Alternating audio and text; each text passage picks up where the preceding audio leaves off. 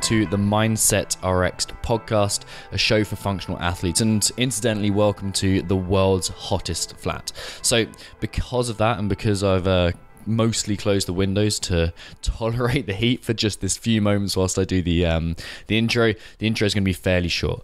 So today, I'm interviewing someone who you probably won't have heard of before. In fact, I'd be surprised if you had, because that person is a guy called Ben Rookwood, and you'll hear all about him in a second. But Ben has been on the Mindset RX coaching certification, the first round, and I'm not only, although I am primarily telling you this and showing you this interview because I really hope it will encourage you to come on board the Mindset RX coaching certification. It's the thing I'm most proud of that I've created, and I'd love to have you on board.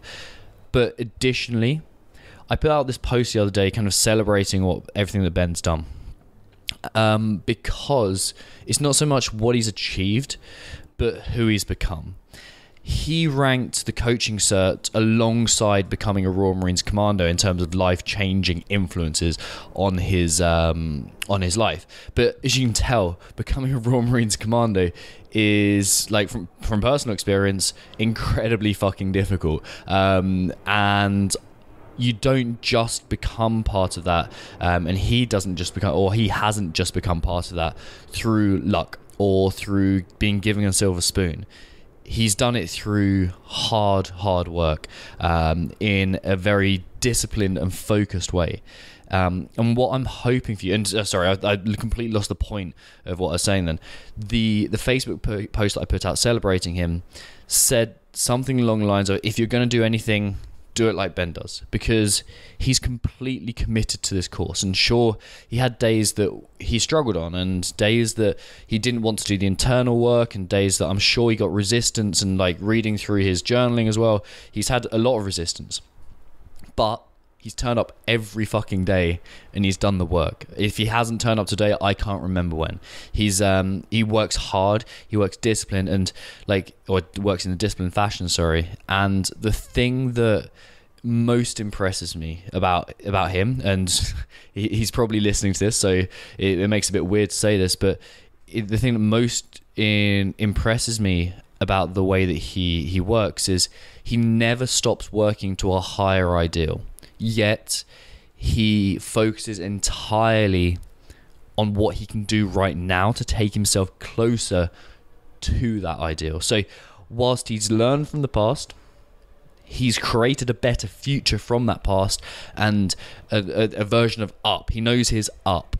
And then he is also very conscious of, okay, what can I do right this moment to move me forward? And that's why the secondary reason that I wanted to bring you Ben Rookwood. Before I bring you the podcast with Ben, I just want to say that the Mindset RX coaching certification is open for applications right now. So the thing you're about to hear Ben talk about is something that is open for spaces. All you need to do to find out more information is either listen to some previous podcasts where I've talked about it, or for the written information, which I know a lot of you will find much easier to process, send me a message at tom@mindsetrx.com, or find me on the socials and shoot me a message through Instagram or Facebook. So here is Ben. Yep. Okay, so Ben Rookwood, approaching 37 years old. I am currently a head coach at a CrossFit box called Hot Gates. I've been coaching CrossFit on and off for around 5 years now. Also used to coach in boot camps and other stuff. My background, at school, joined the Royal Marines, did 10 years in the Royal Marines. Then I did just over 3 years in the fire service. Then I went on the close protection circuit for a couple of years in the Middle East. Rejoined the fire service, again, done about 3 years, and then started getting into sort of fitness professionally. That's when I then started getting into CrossFit a bit more, and then made the transition. Have been a co-owner of a box as well before, but now just a head coach at another place. Nice. And before you started the course, what was your opinion of mindset? How did you look at the subject of mindset? So I've always kind of believed in the power of mindset. I've never sort of thought that I was like naturally talented or gifted at anything, but I always felt that I had a strong mindset, and knew the importance of mindset to get through adversity and stuff like that. Being in the Marines, obviously, there's a lot of stuff on values and ethos, and tradition and history, and obviously that was really good. My biggest struggle was then obviously when I was coming out into the civilian world. There is no kind of hard and fast rule. No one kind of guides you in the way to think. There's lots of influences out there, and a lot of people have different ways of living. I found that I still tried to live in a kind of military mindset, but it wasn't very adaptable to civilian life, and that's probably where I struggled. And I kind of then started sort of getting deeper and deeper and actually looking at other people and questioning the way that they live and then their mindset, as opposed to then looking at mine. And then I started reading some books and kind of flipping things on its head. And then from there, that's when I kind of then dived deeper in the importance of mindset. Nice. And then how did you come about, like, I don't actually know this, how did you come about Mindset RX as a whole? Because I know you did a podcast about coaching, so. That's correct. Yeah. So mindset, then that kind of followed into sort of reading stories and books, podcasts. So I was like, very conscious of my free time. So when I was in my car, instead of just like listening to the radio, I used to listen to Talk Sport and just obviously listen to them chat. I thought, well, I could be listening to some decent information. And so I started listening to some podcasts, but they were very either American or Australian. And again, they kind of just blended in. I wasn't really taking that stuff in. So I kind of then started looking for an English presenting podcast, found your one. And ironically, the first one I listened to was about becoming a Mindset RX coach. And that was the very first one I listened to. And then when you said about, look, if you're interested, give me a shout. I kind of thought it was like a little bit like fate at the time. And that's when I rang you that afternoon and we had that chat. And then I went through your back catalogue of podcasts, and then every day, sort of like this, I listen to you on the way to work. I listen to somebody else on the way home. So I make sure I change it up each day as well to keep it fresh. You must be absolutely sick of my voice now then. Nah, not at all. It's good. Even the kids like it. So the kids get amongst it as well when they have to come to the box with me and when I coach on the weekend. And I have to turn the language down in the future. No, I tell you what. I have to burpee every time I swear. So that's probably why I'm good at burpees now. That'll do it. And then, like, as you like, what was the thing that made you just finally decide that, okay, this is where I want to go with the Mindset RX? Was there like a turning point, or like, is there? So for myself, like, I kind of like, obviously now I'm aware of bound nature and free nature. I realized how much I was living in bound nature before. I kept looking at other people. I kept changing jobs. I was changing the kind of environment, but not the actual looking at myself. And then I realized how I started looking at myself. Again, the language, like I said, inside influence and stuff like that. And then when I started looking at my athletes and the people I was coming into contact day by day. And, as a coach, you have, a lot of people hold you up in high regards and they look to you for all sorts of advice. And I wanted to make sure that I had a genuine knowledge. It's wrong to give people advice if you're giving them the wrong advice. And, like you said before, like, not one size fits all. It has to fit to that person. And the trouble is, obviously, again, you'll see it like when people coach,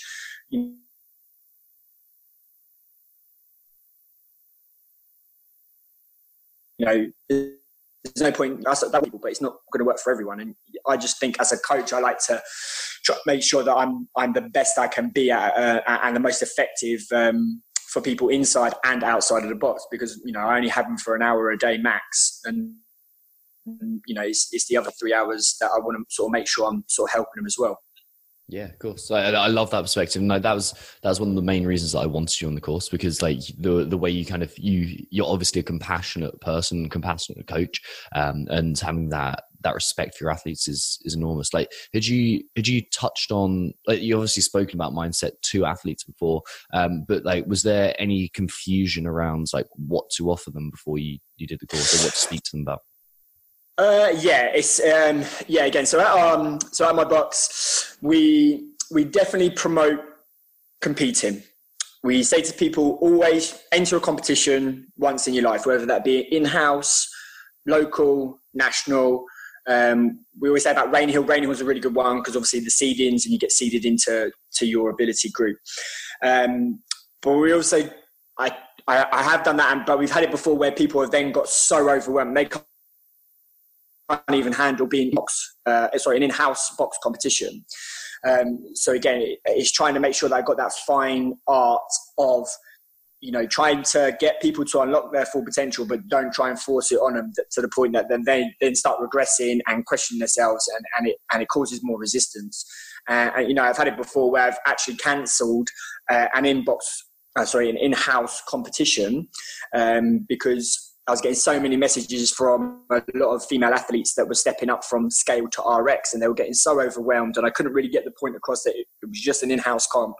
Don't worry, but it just wasn't right for the community. So we changed it, and we had a charity event instead, and that worked better for the community overall. So it's and I'm quite conscious of that because I like to compete, and like we said before, when you're looking to coach, I try not to coach to think like, oh, I'd like a box a certain way, competitive, quite intense and stuff like that. But that doesn't work for 90% of our athletes. A lot of them are there to distress from the day. They don't think about competing. They just want to keep fit, their longevity, and make sure they move well when they're in their old age. And that's fundamentally what CrossFit's about. It's evolved into a sport, but we still need to keep it at its basic level. Nice. And like when you thought about like joining the course in the first place, was there like a big takeaway that you wanted? Was there an end result that you wanted, like for your athletes and also for yourself as an athlete? So for myself, I wanted to keep learning about myself, and I realized the importance that, again, a lot of issues that I've had in the past, or perceived issues I've had in the past, I've probably self-created them or dwelled on them for too long, or maybe made them out to be more than what they were, and overanalyzed things and overthought things. Again, like I said, I could see myself develop, growing with the power of mindset, and I've improved with nutrition. I've improved as a husband, I've improved as a father, I've improved as an athlete, and when I go to compete, I'm in a much better state of mind before what was. I went down the realms of training 3 times a day, counting all my macros and doing everything I could, but I just was ignoring the problems in my head. So I wanted to make sure that I improved myself and had that underpinning knowledge, because I believe it's like anything. If you try to teach a movement, you may not necessarily have to do the movement, but you need to know how to do all the scaling options and how the movement works. And I think that's the same as mindset. It's a skill. You need to have to understand it. And I always say to my athletes, look, don't think by any stretch of the imagination I've got everything on point and I'm perfect. I'm far from it. But I have awareness and I'm conscious of when I have bad days and how to, try and not go towards the triggers and stay away from them to heighten anxiety or, the depression or the miserable outlook on stuff.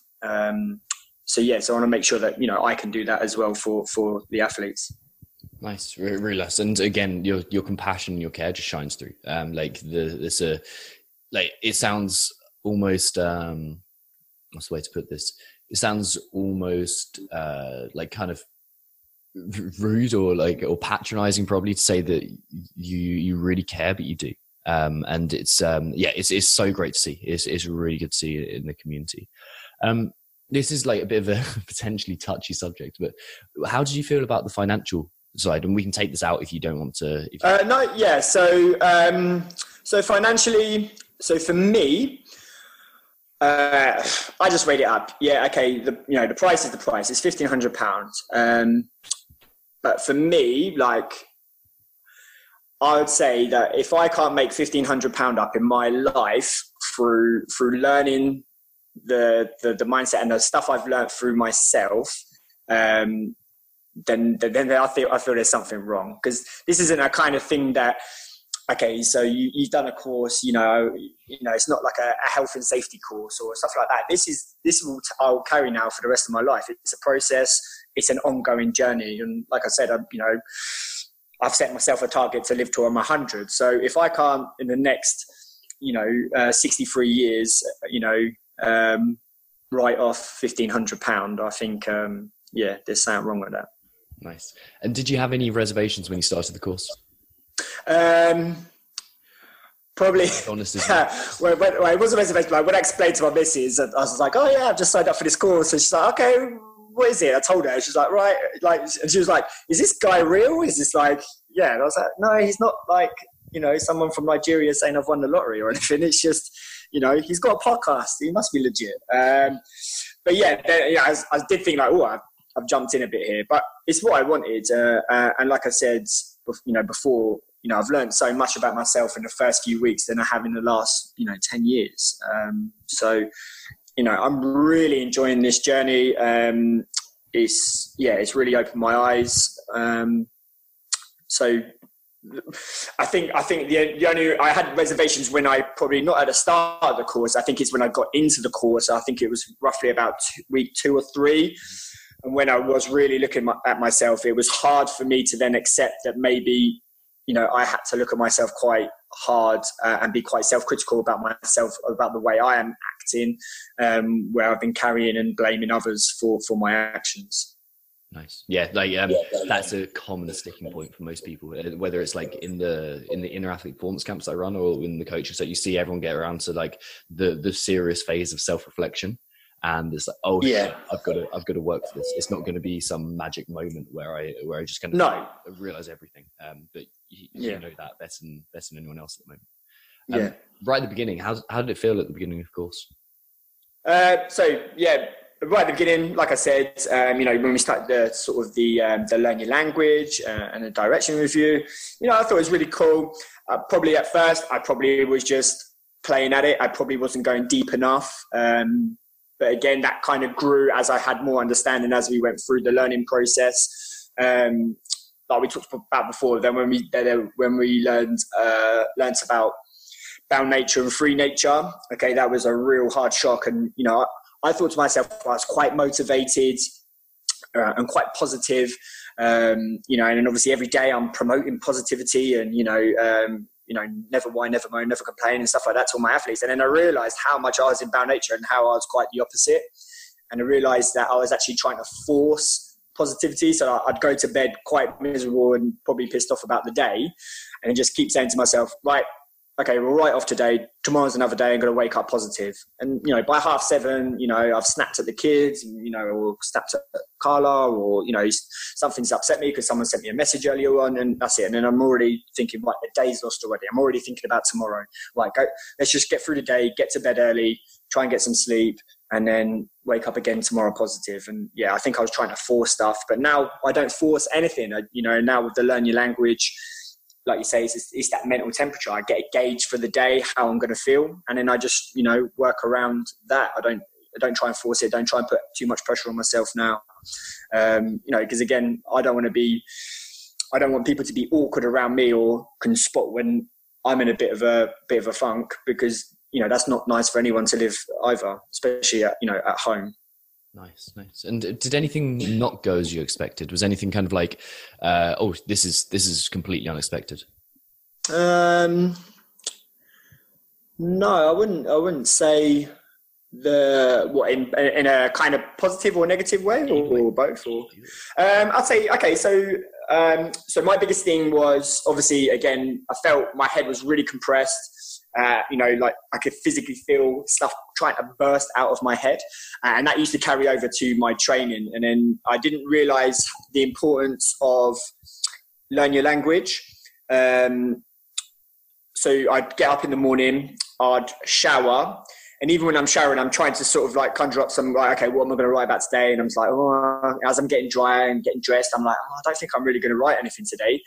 And then as soon as I sit down, pull out my journal, get pen to paper, the most random stuff comes out of my head, and then that kind of basically decompresses everything. And then when I'm going to train, I remember like the first few sort of days after doing Learn Your Language, I was like, something's missing here. What's going on? It was the fact that I wasn't overthinking or thinking about the emails or thinking about I've got to set this up or do X, Y, and Z. It was like I was really focusing on training, and I was again like enjoying training again, as opposed to just grinding through because I felt I had to, because I had a comp. It wasn't the fact that I didn't worry about training hard, but now I'm actually enjoying it again, you know, and seeing it as for what it is, you know, a privilege and you know, a good thing for me mentally and physically.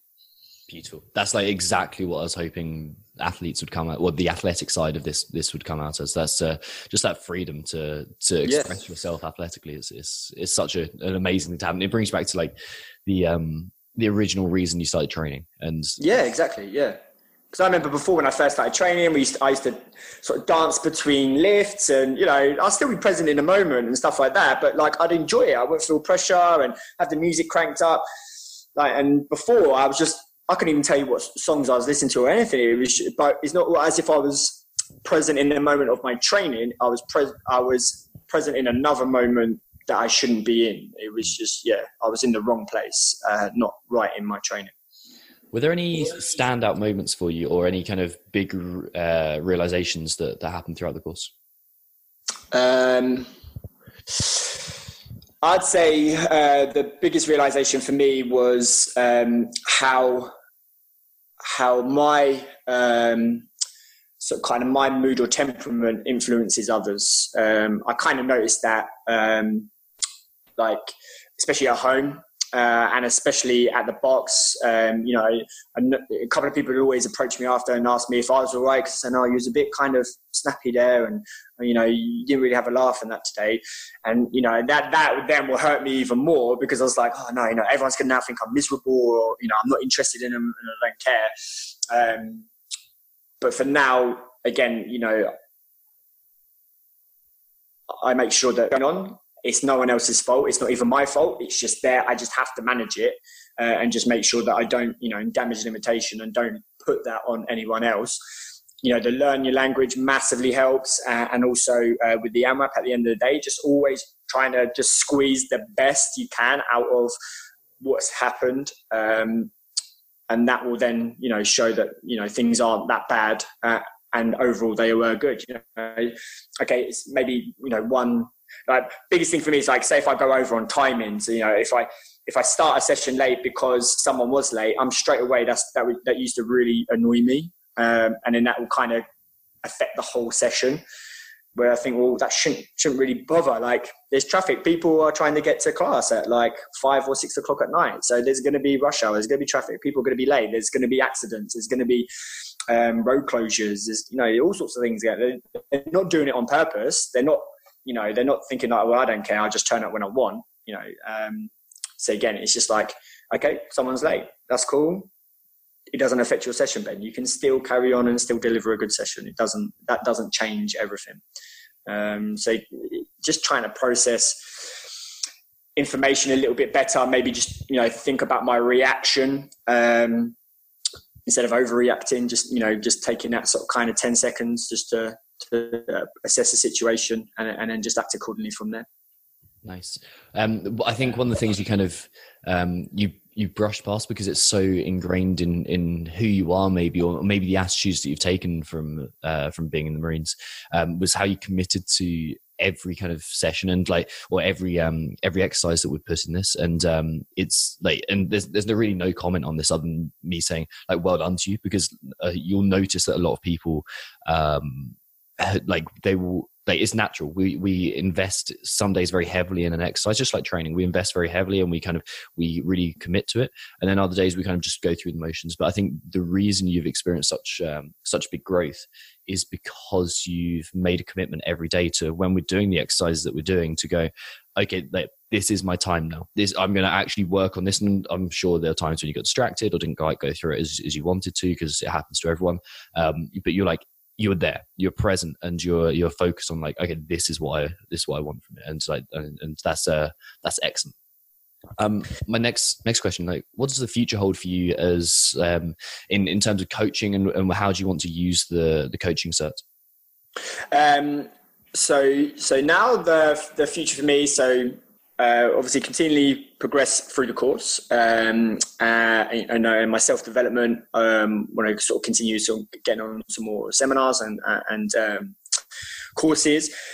But I feel personally this is my kind of natural progression. One thing I've always worried about as being a CrossFit coach is obviously, again, what's the longevity of that, and obviously for myself, and what will be my kind of natural progression or my kind of niche. And I personally believe that I think mindset, because of the amount of connection I have with my athletes and the progress that they've shown, this is the more sort of side I want to favour on, and obviously start,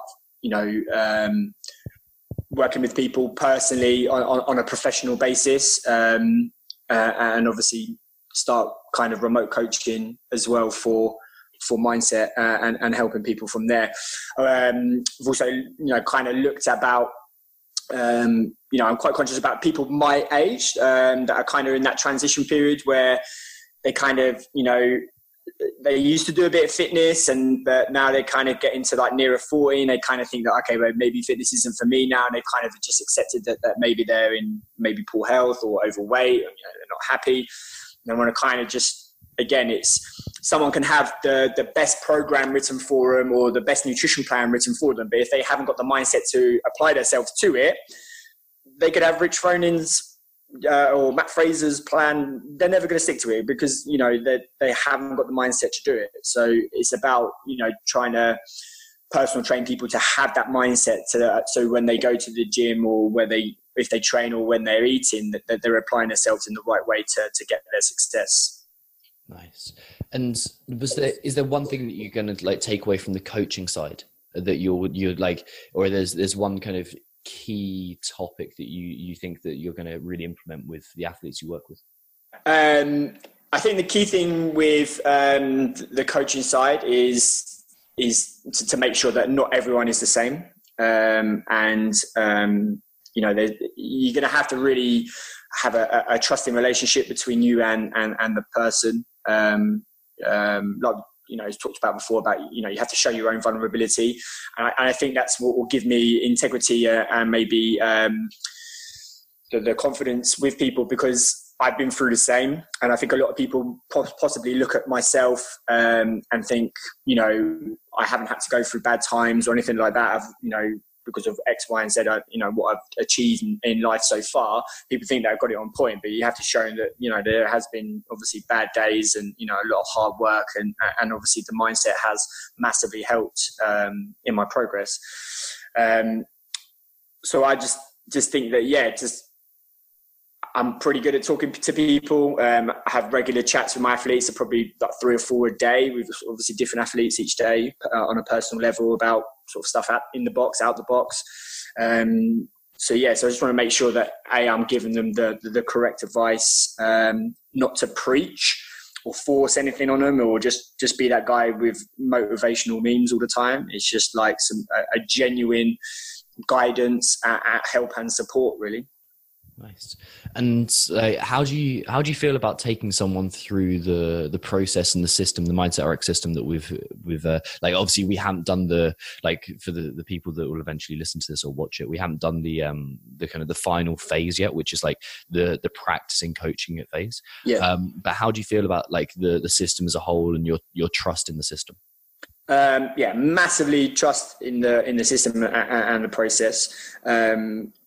I think once I finish the course and I fully understand it, I'll take a step back, go through everything, and then I will feel fully confident in coaching others, because that's pretty much most of my day. What I do is obviously helping other people at the box. So I wouldn't feel kind of comfortable having chats, because I've been talking to a lot of my athletes about quite personal stuff. And again, that's the reason kind of I want to make sure that I am sort of coach I can be to make sure I am giving the correct advice for it, really. Nice. And what's like, this is the obvious question, the kind of the softball. What would you say to someone who's considering the course and kind of on the fence about the course? Okay, so if you want to do the course, I'd say if you are a coach in any capacity, in any sport, definitely get involved. You can learn so much more about your athletes if you can connect with them through their mindset. Again, we've seen it in the World Cup. Obviously, the improvement of mindset of obviously the English national team. But like we said before, you can give your athletes the best cues. You can give your athletes the best programming, the best nutrition plan. But if they're not making progress under your guidance, then it's down to the way that they apply themselves. And the only way that you can do that is in obviously strip it back and look at their mindset and how they outlook things and, look at their language. I think, that's what gives the massive edge. Again, we saw it in the CrossFit Games with Tia-Clair Toomey. I was really surprised about how an athlete of that level at that sort of pinnacle of the sport was so negative, and the way she talked, and it was just the language she was using and the self-doubt and the self-sabotage, going into the final. It was just, and even she recognized it, obviously year one and stuff like that. And, that's what's improved, and I think that was a great way. And I say to a lot of people, like even the top athletes out there, Tia-Clair Toomey, the fittest woman in the world, still had doubts and self-sabotage about her abilities. So there's nothing wrong with you feeling like that when you're coming to a box or coming to a class. We all have it. It's just about how we react to it and how we let it control us. Nice. And if you had, I know we kind of touched on this, but to kind of put it succinctly, if you had one piece of advice for coaches to give their athletes in terms of mindset, what would it be? Sorry, say that again, sorry. If you had one piece of advice for coaches to help their athletes in terms of mindset, what would that be? I'd say definitely have patience and empathy for your athletes.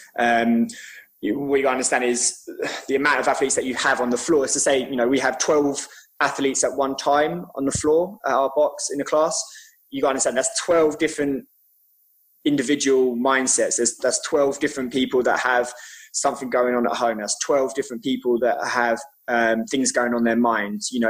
What I'd say is that probably that person that you think is the most confident in your class and has nothing going on is probably the one that has the most going on.